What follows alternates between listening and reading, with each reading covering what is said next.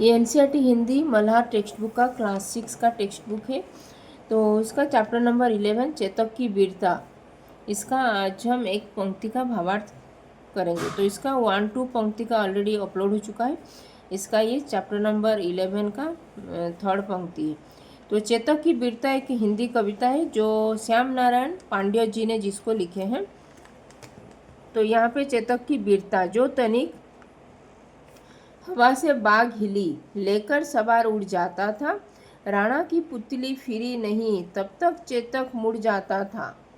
तो यहाँ पे इस कविता में राणा प्रताप के जो घोड़ा था चेतक, उसका जो तीव्र गति और उसकी जो स्वामी भक्ति के ऊपर यहाँ पे कवि ये जो श्याम नारायण पांड्य जी ने यहाँ पे बहुत ही सुंदर तरीके से यहाँ पे वर्णना किए हैं। जो तनिक हवा से बाग हिली लेकर सवार उड़ जाता था। तो यहाँ पे इस पंक्ति में कवि कह रहे हैं कि चेतक इतना तेज गति से वो दौड़ता था जैसे कि वो हवा से बाग की पत्तियाँ तनिक भी हिलती थी, तभी वो उसे तुरंत महसूस कर लेता था और राणा प्रताप को लेकर हवा की गति से उड़ जाता था। तो इसका यहाँ पे अर्थ है कि वो हमेशा सतर्क और चौकन्ना रहता था और कभी भी किसी संभावित खतरे को आभास अगर उसको होता था तभी वो तुरंत ही राणा को सुरक्षित स्थान पर ले जाता था और उनको तुरंत ले जाने के लिए वो तुरंत तैयार रहता था।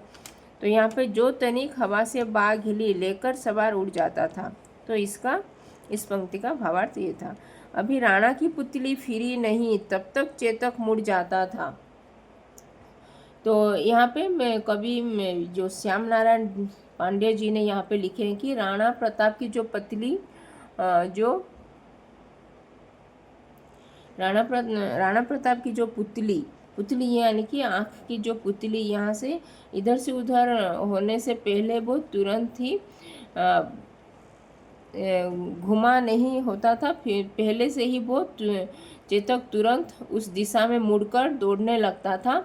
इसका अर्थ यह है कि चेतक राणा प्रताप के आदेशों का पालन बहुत ही सुंदर तरीके से वो उनका पालन करता था और वो बहुत ही दक्ष और चौकन्ना था। जब भी कहाँ पे हवा की गति से वो उड़ जाता था और वो हमेशा वो चौकन्ना था और ये तब तक चेतक मुड़ जाता था। वो जब पुतली वो उनका इधर से उधर होने से पहले ही वो राणा प्रताप के आदेशों का पालन करने के लिए वो पालन करने से उनका आदेश पालन वो पहले से कर लेता था।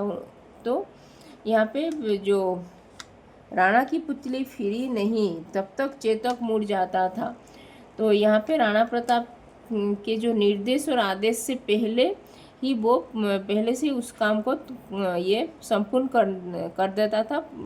यानी कि वो राणा प्रताप के निर्देश और आदेश के लिए वो उनको इंतज़ार नहीं करना पड़ता था। वह राणा की हल्की सी भी इच्छा को तुरंत समझकर उस पर अमल कर देता था।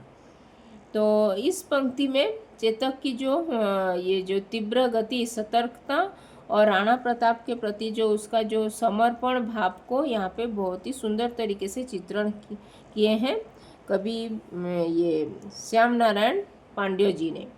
तो चेतक इतना तेज और वफादार था कि हवा की हल्की सी भी सरसराहट जो होती थी उससे भी वो बहुत तुरंत हरकत में आ जाता था और राणा प्रताप की जरा सी भी हरकत से वो उनके आदेश को समझकर वह तुरंत उसको कार्रवाई करता था।